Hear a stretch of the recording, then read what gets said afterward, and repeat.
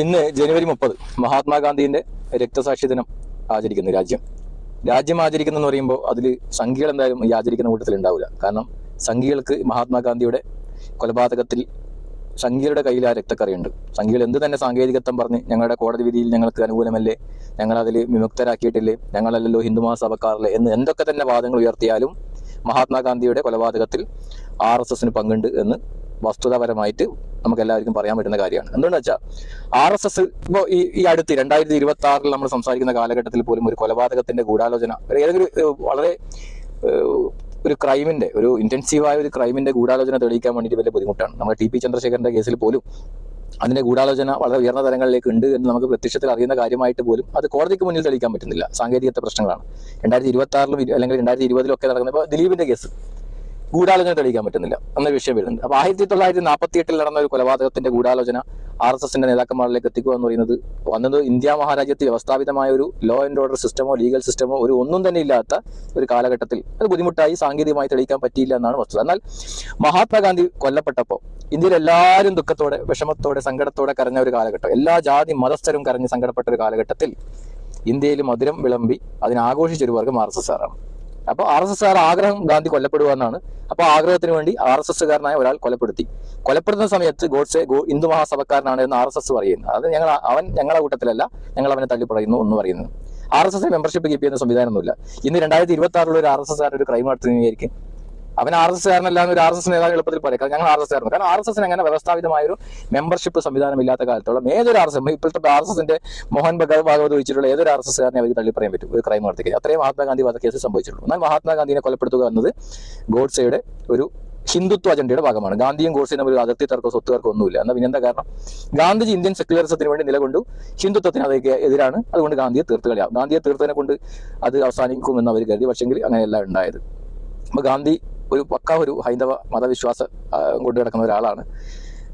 അങ്ങനെയുള്ളൊരു ഗാന്ധിയെ കൊല്ലപ്പെടുമ്പോൾ റാം എന്ന് വിളിച്ച് മരണപ്പെട്ട ഗാന്ധി രണ്ടാമത്തെ അറ്റംപ്റ്റിലാണ് ഇവർ കൊലപ്പെടുത്തുന്നത്. അപ്പോൾ ഗൂഢാലോചനയുണ്ട്. ഗൂഢാലോചനയിൽ ഇവരെ പുണ്യാത്മാക്കളായ സവർക്കറും അങ്ങനെയുള്ള ആളുകളൊക്കെ കേസിന്റെ പ്രതിപട്ടികയിൽ വന്ന ആളുകളാണ്. അവരൊക്കെ ചിത്രങ്ങൾ ഇന്ന് നമ്മുടെ പാർലമെന്റിൽ ഉണ്ട് എന്നൊക്കെ പറയപ്പെടുന്നുണ്ട്. ഇപ്പൊ ഗാന്ധിജി കൊല്ലപ്പെട്ട ആ ദിവസം മൗണ്ട് ബാറ്റൻ ഒരു ഇന്ത്യ ചരിത്രം വിവരിക്കുന്ന ഫ്രീഡം അറ്റ് മിഡ്നൈറ്റ് എന്ന് പറയുന്ന പുസ്തകത്തിൽ പറയുന്നുണ്ട്. മൗണ്ട് ബാറ്റൻ ഒരു സവാരി കഴിഞ്ഞ് തിരിച്ചു വരുന്ന സമയത്ത് തന്റെ അനുയായ അലൻ ക്യാമ്പൽ എന്ന് പറയുന്ന ഒരു വ്യക്തി ഈ മൗണ്ട് ബാറ്റനോട് പറയുന്നത് ഗാന്ധിജി കൊല്ലപ്പെട്ടു. അപ്പോൾ മൗണ്ട് ബാറ്റൻ ആകെ ഷോക്കായി. ഗാന്ധിജി കൊല്ലപ്പെടാൻ അങ്ങനെ സംഭവിക്കുമോ എന്നുള്ള ആശ്ചര്യത്തോടെ കൊല്ലപ്പെട്ടു എന്ന് വ്യക്തമായി പറഞ്ഞുതരാം. ഈ അനുയായം കൂട്ടി മൗണ്ട് ബാറ്റൻ ഗാന്ധിജി കൊല്ലപ്പെട്ട സ്ഥലത്തേക്ക് ആശ്രമത്തിലേക്ക് പോകുമ്പോൾ ഭയങ്കരമായ ആൾക്കൂട്ടം കൂടിയിരിക്കുന്നു. എല്ലാവരും കരയുന്നു, നിലവിളിക്കുന്നു, എല്ലാം ആകെ ബഹളം, മൊത്തം ഒരു കെയോസ്.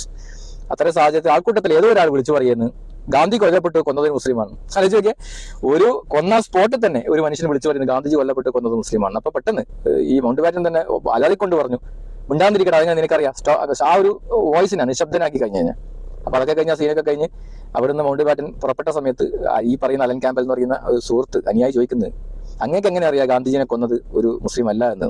ആ നിമിഷത്തിൽ എങ്ങനെ അറിയാൻ പറ്റുമെന്ന്. അപ്പോൾ മൗണ്ട് ബാറ്റൻ പറയുന്നുണ്ട്, ഗാന്ധിജിയെ കൊന്നത് ഒരു മുസ്ലിം അല്ല, മുസ്ലിം ആകാൻ പാടില്ല. മുസ്ലിം ആയിരുന്നെങ്കിൽ ഇന്ത്യ കണ്ട ഏറ്റവും വലിയൊരു വർഗീയലാണ്, ലോകം കണ്ട ഏറ്റവും ഒരു വർഗീയലാണ് നടക്കാൻ പോകുന്നത് ഈ ഇന്ത്യ മഹാരാജ്യത്തായിരിക്കും എന്ന് പറയുന്നുണ്ടായി. അപ്പൊ ഗാന്ധിജിയെ കൊന്നത് മുസ്ലിം അല്ല. ഗാന്ധിയെ ഒരിക്കലും മുസ്ലിം കൊല്ലൂല. മുസ്ലിങ്ങളോട് വളരെയധികം സ്നേഹത്തോടെ നിന്ന ഒരു വ്യക്തിയാണ് മഹാത്മാഗാന്ധി. അപ്പോ ഇന്ത്യ ചരിത്രത്തിൽ ആദ്യത്തെ ഭീകരപ്രവർത്തനം, അത് ഇന്ത്യ സ്വതന്ത്ര ഇന്ത്യ ഉണ്ടായ കാലത്ത് ആദ്യത്തെ ഭീകരപ്രവർത്തനം ഈ ഹിന്ദുത്വവാദികളായ RSSകാർ ചെയ്ത ഭീകരപ്രവർത്തനം ചെയ്തതിന് പുറമെ ആ ഭീകരപ്രവർത്തനത്തിന്റെ ഒരു ആരോപണം പർപ്പസ്ഫുള്ളി മുസ്ലിങ്ങളുടെ ഇട്ട് നോക്കാൻ വേണ്ടി ഒരു സംഭവം കൂടിയാണ്. പിന്നീട് ഞാൻ വായിച്ച മനസ്സിലാക്കിയ കാര്യം സത്യമാണെങ്കിൽ അന്നത്തെ ആകാശവാണിയിൽ കൂടി നെഹ്റു പറയുന്നുണ്ട് ഗാന്ധിജി കൊല്ലപ്പെടുത്തിയത് അങ്ങനെ ഏതെങ്കിലും മുസ്ലിങ്ങളൊന്നുമല്ല എന്നൊക്കെ പറയപ്പെടുന്നുണ്ട് എന്നൊക്കെ മറ്റു സ്ഥലങ്ങളിൽ വായിച്ചു കേൾപ്പിക്കുന്നത്. അതായത് പറഞ്ഞു വരുന്നത് ഇത്രയേ ഉള്ളൂ, ഗാന്ധിജിയെ കൊന്നത് RSS ആണ്, ഹിന്ദുത്വവാദികളാണ്, ഹൈന്ദുത്വവാദികൾ ഇന്നും നമ്മുടെ അധികാരത്തിലുണ്ട്. ആ കൊലപാതക കേസിൽ പ്രതികളായ ആളുകളൊക്കെ പൂജിച്ച് നമ്മുടെ പാർലമെന്റിന്റെ ചുവരുകളിലൊക്കെ തൂക്കിയിട്ടുണ്ട്. അത് ആരൊക്കെ മറന്നാലും ഇന്ത്യയിലെ മതേതര ജനാധിപത്യ വിശ്വാസികൾ മറക്കാൻ പാടില്ല. ഒരുപക്ഷെ ഗാന്ധിജിയുടെ ചരിത്രം കുറച്ച് എക്സാജുറേറ്റ് പറയുന്നത് ഗാന്ധിജിയുടെ കൊല്ലപ്പെട്ടവും ജനിച്ചതുമായ മുഴുവൻ ചരിത്രം ഇവര് നമ്മളെ പാഠപുസ്തകങ്ങളിലൊക്കെ നീക്കം ചെയ്യും. അപ്പൊ അതിനൊരു പാരലായിട്ട് നമ്മുടെ മദ്രസകളിൽ ഗാന്ധിജിയുടെ ചരിത്രം പഠിപ്പിക്കണം എന്നാണ് എൻ്റെ ഒരു ആഗ്രഹം.